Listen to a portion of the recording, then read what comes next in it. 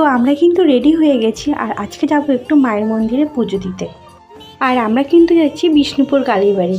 তো এখানে বাবা মা আর ভাই কিন্তু আগেই চলে গেছে, কারণ ওর কিন্তু হবে আজকে নতুন গাড়িটা পুজো দেওয়া। তো আমরা পৌঁছে গেছি মন্দিরের সামনে, আর এরপরেই মন্দিরের ভিতরে আমরা প্রবেশ করে মাকে সুন্দরভাবে দর্শন করলাম। অনেকদিন কিন্তু এই মন্দিরে আসা হয়নি, বেশ অনেক কয়েক বছর পর কিন্তু আসলাম।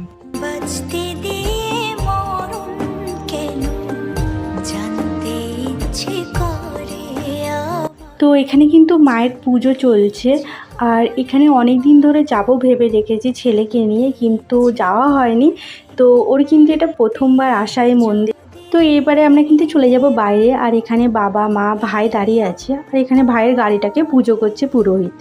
তো আমরা এখানে দাঁড়িয়ে প্রসাদ খেলাম, তারপরে কিন্তু আমরা বাড়ির দিকে রওনা দিই। তো আজকের মতো এতটুকুনি, দেখা হচ্ছে নতুন একটা ভিডিওর সাথে।